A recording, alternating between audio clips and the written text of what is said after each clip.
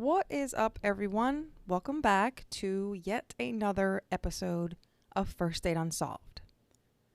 Today, bear with me, guys. Today, I wanted to do something a little different. If you're new here, then you may not know that I typically try to cover unsolved murders and missing persons cases from Delaware. This is my main focus and the blueprint for the show. And while the topic I'm going to be covering today isn't one of an unsolved nature, I think a lot of you will agree that it certainly constitutes as a crime. And although the forced sterilization of Americans began in the 1920s was technically legal, it was still a crime against humanity in that it was a deliberate, immoral act that caused human suffering and even death on a large scale. So it's not unsolved, but it's really messed up. It's really messed up, and it's a part of Delaware history. History as a whole, but Delaware specifically in this case. Eugenics is defined in the Oxford Dictionary as the study of how to arrange reproduction within a human population to increase the occurrence of heritable characteristics. Wow, I stumbled on that. Heritable characteristics regarded as desirable. Developed largely by Sir Francis Galton as a method of improving the human race, eugenics was increasingly discredited as unscientific and racially biased during the 20th century, especially after the adoption of its doctrines by the Nazis in order to justify their treatment of Jews, disabled people, and other minority groups. And all of that I just read is the definition of it. In the early 20th century, eugenicists worldwide believed that they could perfect human beings and eliminate so-called social ills through genetics and hereditary. They believed that the use of methods such as involuntary sterilization, segregation, and social exclusion would rid society of individuals deemed by them to be unfit. Basically, in not so many words, eugenics is just a fancy way of saying that governments across the globe, the entire world, wanted to eliminate anyone who wasn't white or anyone with a disability. So if you were white and without a disability, you were fine. That's everyone else, you're screwed royally. Again, all of this was considered legal in most places and carried on far longer than most of us would expect. In fact, according to the National Human Genome Research Institute, there are people who believe that eugenics and scientific racism still exist today. Some geneticists view both genomic screening and genetic counseling as an extension of eugenics. You know, the tests that pregnant women get to determine if a child is at risk for certain disorders, such as Down syndrome and spina bifida. There are people out there who feel that those tests can pressure families into terminating pregnancies based on society's standards, and their view is that these screenings are, again, an extension of eugenics. Just putting that out there, had to throw a little bit of research at you. According to more research, sterilization in Delaware occurred between 1923 and 1963. In the spring of 1923, Delaware passed the sterilization law. Procedures were performed sparingly in the first few years, but eugenics throughout the United States really took off following the infamous Buck versus Bell decision in 1927. The verdict is now considered one of the U.S. Supreme Court's most shocking rulings. The court ruled that it was in the best interest of everyone to sterilize a 17-year-old Carrie Buck after she had a baby. Despite the fact that the child was a product of rape, Carrie was deemed feeble-minded and was committed to the Virginia State Colony of Epileptics and Feeble-Minded. Since Carrie's mother had also been committed to an institution, Justice Oliver Wendell Holmes wrote these famous words, quote, "3 generations of imbeciles are enough," end quote. And he wrote that in support of the decision. 945 sterilizations were performed in this state during the span of 5 decades. 50% of the subjects were women, and the other 50% were men, shockingly. The hospitals for the mentally retarded at Stockley and the Delaware State Hospital for the Insane are two places that house patients who were sterilized. The highest rate of sterilization took place between the ranges of 1927 and 1937, where approximately 44 people were sterilized per year. Delaware was ranked as having the highest sterilization rate in the country, hold on to your butts, in 1944, 1945, 1946, 1952, 1962, and 1963. While laws were designed to target an array of individuals, such as habitual criminals, those who were chronically insane, homosexuals, inmates of mental institutions who were, again, insane, feeble-minded or epileptic, and those committing criminal acts in or outside of Delaware as a result of mental defectiveness, those considered mentally deficient were sterilized more than any other group. Out of the, again, 945 sterilizations in Delaware, 919 of those were believed to have been performed on mentally ill persons. Homosexual men were also victimized because they were considered to be suffering from a mental deficiency. Delaware was considerably strict on the illegality of homosexuality. After being arrested for taking part in homosexual activity, many were sent to mental institutions where they could be involuntarily sterilized. Those details are quite staggering and honestly a lot to take in. That's a lot of words, a lot of numbers. I apologize. But if you've gotten this far, thank you. And now that I've gotten statistics out of the way, I want to talk a little bit more about 4 women specifically who were victims of the eugenics movement in Delaware. Thanks to the family members of these victims and a compassionately written article by Meredith Newman from the News Journal, I learned a lot about Ethel Benson, a woman named Edith, another named Mabel, and another woman named Rosetta. Due to confidentiality rules and requests from the families, not a lot of information on these ladies has been made public. Each one suffered greatly, and that's an understatement, to be honest, but each one suffered greatly at the hands of, air quotes, doctors, and each one was failed by the system that is meant to protect them. On October 11th, 2023, Meredith Newman published an article called "Delaware Forcibly Sterilized Her Mother. She's now ready to share the state's dark secret." In September of 2021, she had received an email about a woman named Ethel Benson.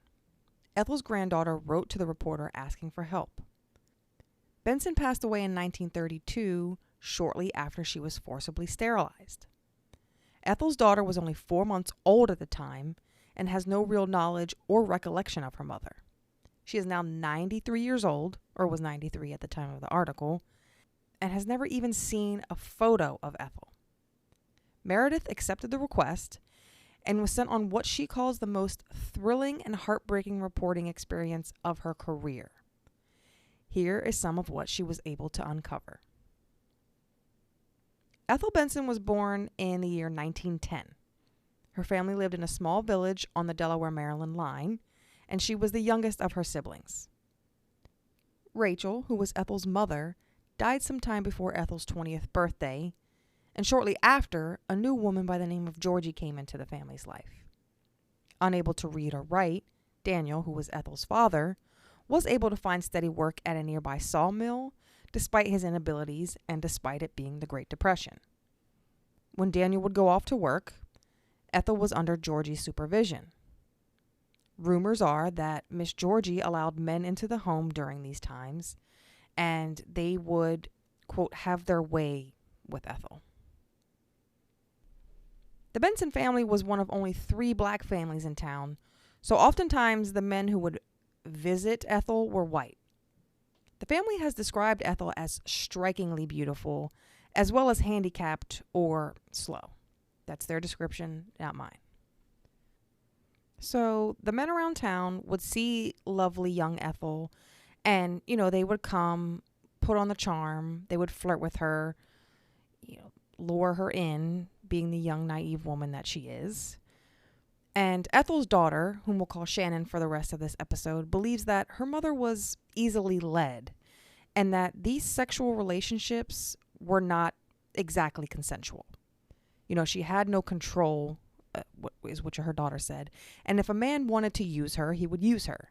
She's not going to say, no, don't, and they'll listen. That's not going to happen.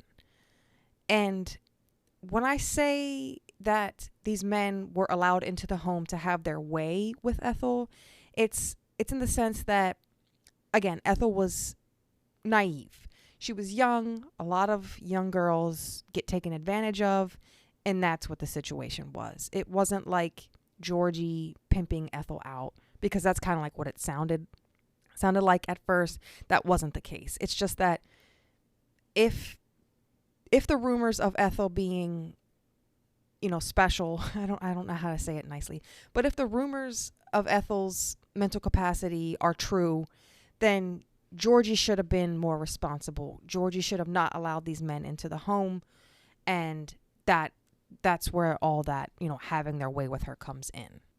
But as a consequence to the visits she received, Ethel would give birth to her oldest son, Clarence, in 1929.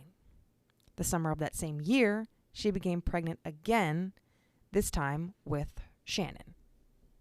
By the time that Shannon was born in April 1930, the white women in town had noticed what was taking place at the Benson home, so they accosted Daniel. It didn't matter to them if Ethel died or left town, but those women made it very, very clear that the shenanigans had to end. On August 6th, 1930, Ethel was institutionalized into the Delaware colony for the feeble-minded.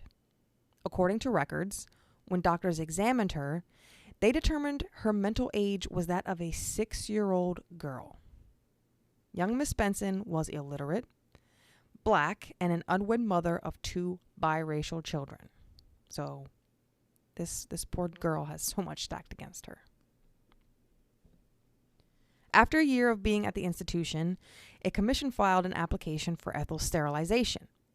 The reasoning for their request is listed as to prevent procreation and to correct habit and emotional defects. According to Meredith's research, she could not determine if the Benson family was ever even notified of the application filing. Ethel's sterilization procedure was approved by January of 1932, and her surgery was performed on November 15th, 1932. She would die on December 16th, 1932.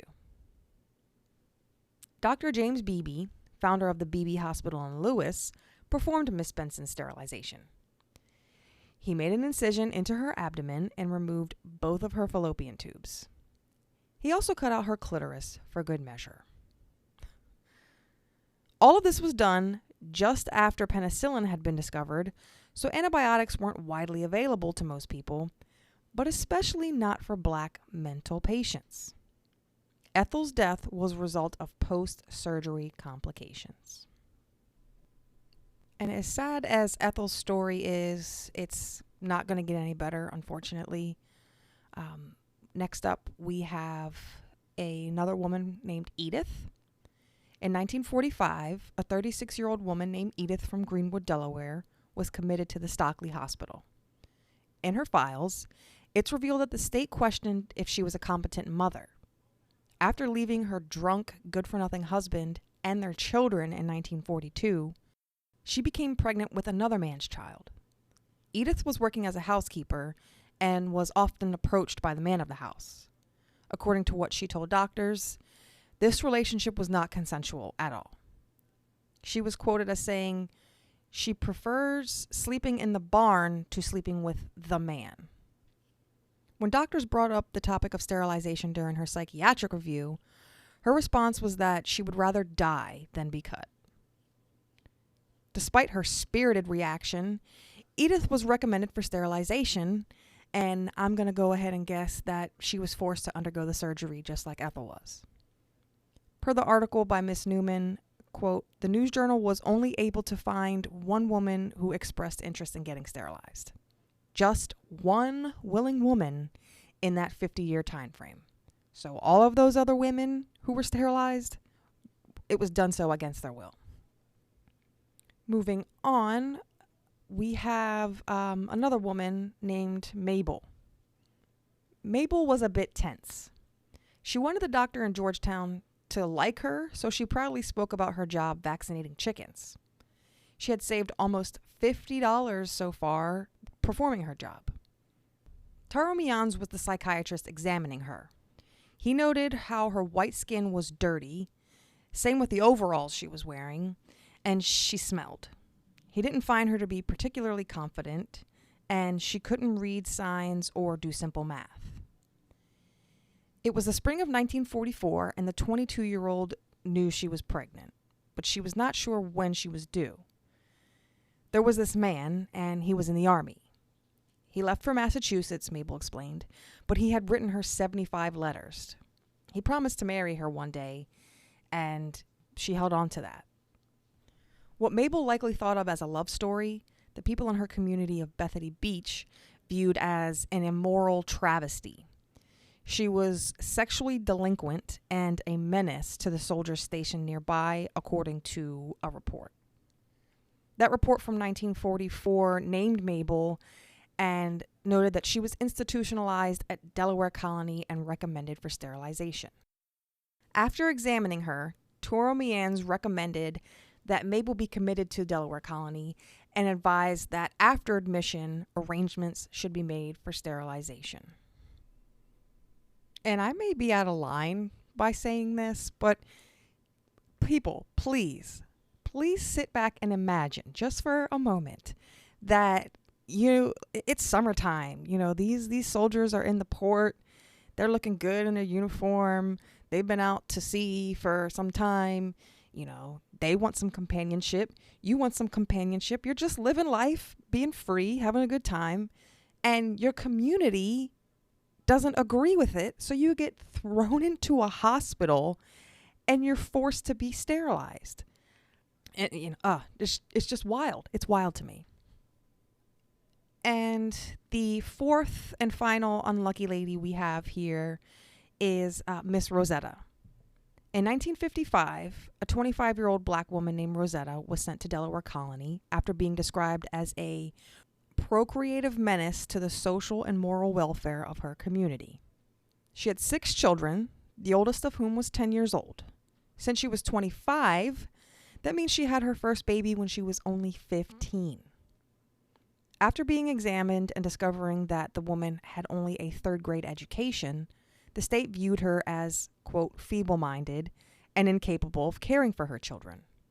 Rosetta's family members attempted to protest the sterilization recommendation by the doctors, but the courts didn't care and the procedure was carried out in September of that year.